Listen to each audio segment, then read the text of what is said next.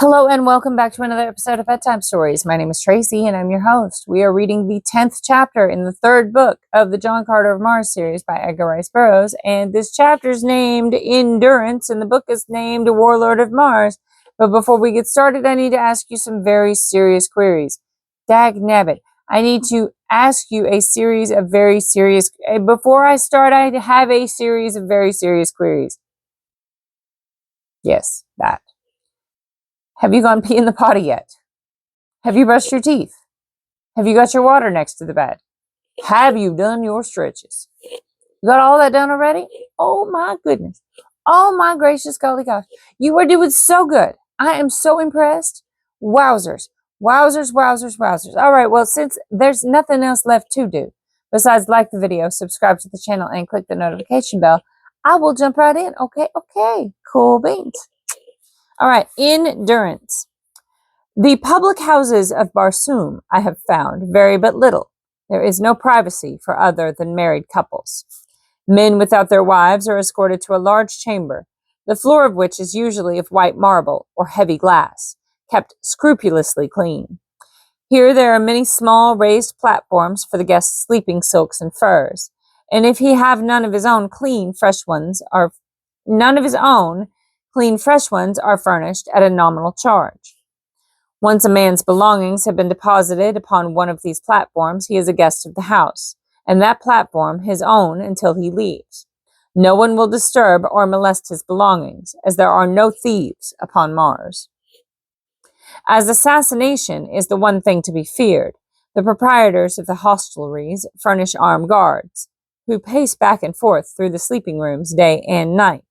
The number of guards and gorgeousness of their trappings quite usually denote the status of the hotel. No meals are served in these houses, but generally a public eating place adjoins them. Baths are connected with the sleeping chambers, and each guest is required to bathe daily or depart from the hotel. Usually on a second or third floor, there is a large sleeping room for single women guests, but its appointments do not vary materially from the chamber occupied by men. The guards who watch the women remain in the corridor outside the sleeping chamber, while female slaves pace back and forth among the sleepers within, ready to notify the warriors should their presence be required. I was surprised to note that all the guards with the hotel at which we stopped were red men, and on inquiring of one of them, I learned that they were slaves purchased by the proprietors of the hotels from the government. The man whose post was past my sleeping platform had been commander of the navy of a great Martian nation, but fate had carried his flagship across the ice barrier within the radius of the power of the magnetic shaft, and now, for many tedious years, he had been a slave of the yellow men. He told me that princes, jeds, and even jedaks of the outer world were among the menials who served the yellow race. But when I asked him if he had heard of the fate of Moors Kajak or Tardos Moors, he shook his head, saying that he never had heard of their being prisoners here, though he was very familiar with the reputations and fame they bore in the outer world. Neither had he heard any rumor of the coming of the father of Thurns and the Black Dator, the firstborn, but he hastened to explain that he knew little of what took place within the palace. I could see that he wondered not a little that a yellow man should be so inquisitive about certain red prisoners from beyond the ice barrier, and that I should be so ignorant of customs and conditions among my own race.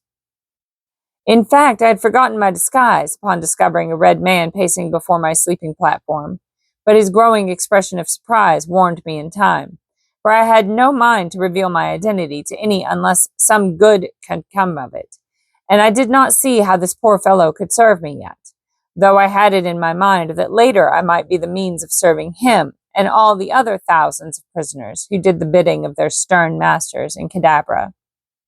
Thuvin Din and I discussed our plans as we sat together among our sleeping silks and furs that night in the midst of the hundreds of yellow men who occupied the apartment with us. We spoke in low whispers, but as that is only what courtesy demands in a public sleeping place, we roused no suspicion.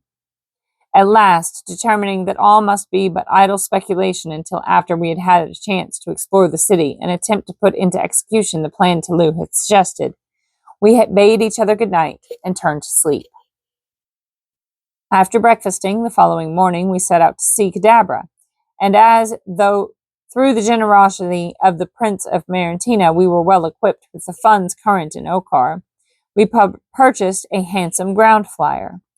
Having learned to drive them while in Marantina, we spent a delightful and profitable day exploring the city, and late in the afternoon, at the hour Talu told us we would find government officials in their offices, we stopped before a magnificent building on the plaza opposite the royal grounds in the palace. Here we walked boldly in, past the armed guard at the door, to be met by a red slave within who asked our wishes. Tell Sorav, your master, that 2 warriors from Ilal wish to take service in the palace guard, I said.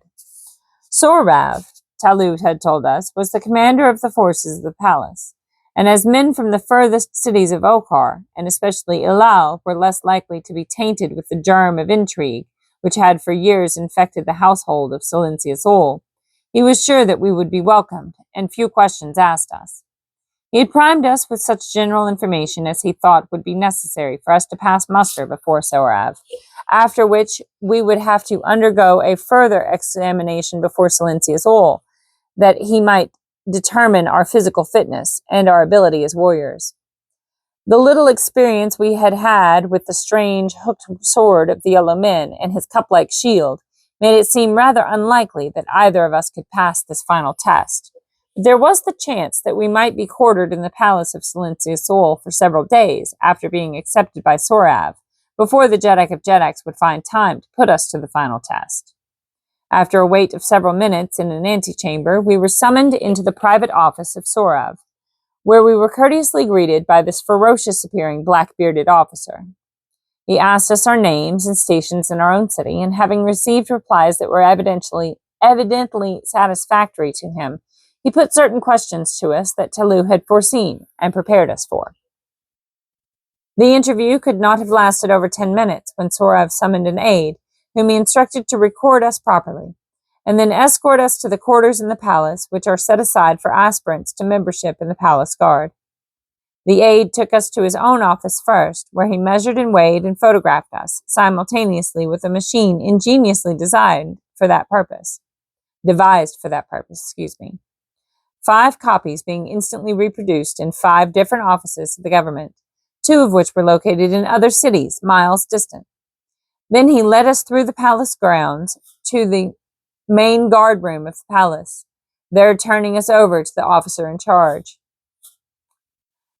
I just want to pause for a second. So this aide measured them, weighed them, and photographed them simultaneously, and then it sent copies of this information over what's to us the internet. But Edgar Rice Burroughs thought of this like back in 1913. Okay, so I just wanted to point that out. That was like way before lots of stuff. 1913, yo. 1913. Anyway. Then he led us through the palace grounds to the main guard room of the palace, there turning us over to the officer in charge. This individual again questioned us briefly, and finally dispatched a soldier to guide us to our quarters. These we found located upon the 2nd floor of the palace, in a semi-detached tower at the rear of the edifice. When we asked our guide why we were quartered so far from the guard room, he replied that the custom of the older members of the guard of picking quarrels with aspirants to try their mettle had resulted in so many deaths that it was found difficult to maintain the guard at its full strength while the custom prevailed. Silencius Ul had, therefore, set apart these quarters for aspirants, and here they were securely locked against the danger of attack by members of the guard. This unwelcome information put a sudden check to all our well-laid plans, for it meant that we should virtually be prisoners in the palace of Silencius Ul until the time that he should see fit to give us the final examination for efficiency. As it was this interval upon which we had banked to accomplish so much of our search for Deja Thoris and Thubi of Tarth, our chagrin was unbounded when we heard that great lock click behind our guide as he had quitted us after ushering us into the chambers we were to occupy. With a wry face, I turned to Thuvendin. My companion but shook his head disconsolately, and walked to one of the windows upon the far side of the apartment. Scarcely had he gazed beyond them than he called to me in a tone of suppressed excitement and surprise. In an instant, I was by his side. "Look," said Thuvendin, pointing toward the courtyard below. As my eyes followed the direction indicated, I saw two women pacing back and forth in an enclosed garden. At the same moment, I recognized them. They were Dejah Thoris and Thuvia of Petarth. There they were. There were they whom I had trailed from one pole to another, the length of a world. Only 10 feet of space and a few metal bars separated me from them. With a cry, I attracted their attention, and as Dejah Thoris looked up full into my eyes, I made the sign of love that the men of Barsoom make to their women. To my astonishment and horror, her head went high, and as a look of utter contempt touched her finely chiseled features, she turned her back full upon me. My body is covered with the scars of 1,000 conflicts, but never in all of my long life have I suffered such anguish from a wound, for this time the steel of a woman's look had entered my heart. With a groan, I turned away and buried my face in my arms. I heard Thuvendin call aloud to Thuvia, but an instant later his exclamation of surprise betokened that he, too, had been repulsed by his own daughter. "They will not even listen," he cried to me. "They have put their hands over their ears and walked to the farther end of the garden. Ever heard you of such mad work, John Carter? The two must be bewitched." Presently I mustered the courage to return to the window, for even though she spurned me, I loved her, and I could not keep my eyes from feasting upon her divine face and figure, but when she saw me looking, she again turned away. I was at my wit's end to account for her strange actions, and that Thuvia too had turned against her father seemed incredible. Could it be that my own incomparable princess still clung to the hideous faith from which I had rescued her world? Could it be that she looked upon me with loathing and contempt because I had returned from the Valley Door, or because I had desecrated the temples and persons of the Holy Therns? To naught else could I ascribe her strange deportment, yet it seemed far from possible that such could be the case, for the love of Dejah Thoris for John Carter had been a great and wondrous love, far above racial distinctions, creed, or religion. As I gazed ruefully at the back of her haughty royal head, a gate at the opposite end of the garden opened, and a man entered. As he did so, he turned and slipped something into the hand of the yellow guardsman beyond the gate. Nor was the distance too great that I might not see that money had passed between them. Instantly I knew that this newcomer had bribed his way within the garden. Then he turned in the direction of the two women, and I saw that he was none other than Thurid, the black dator of the firstborn. He approached quite close to them before he spoke, and as they turned at the sound of his voice, I saw Dejah Thoris shrink from him. There was a nasty leer upon his face as he stepped close to her and spoke again. I could not hear his words, but her answer came clearly. "The granddaughter of Tardos Mors can always die," she said, "but she could never live at the price you name." Then I saw the black scoundrel go upon his knees beside her, fairly groveling in the dirt, pleading with her. Only part of what he said came to me, for though he was evidently laboring under the stress of passion and excitement, it was equally apparent that he did not dare raise his voice for fear of detection. "I would save you from Matai Shang," I heard him say. "You know the fate that awaits you at his hands. Would you not choose me rather than the other?" "I would choose neither," replied Dejah Thoris, "even were I free to choose. As you know well, I am not." "You are free," he cried. "John Carter, Prince of Helium, is dead." "I know better than that, but even were he dead, and I must needs choose another mate, it should be a plant man, or a great white ape, in preference to either Matai Shang or you, black callot," she answered with a sneer of contempt.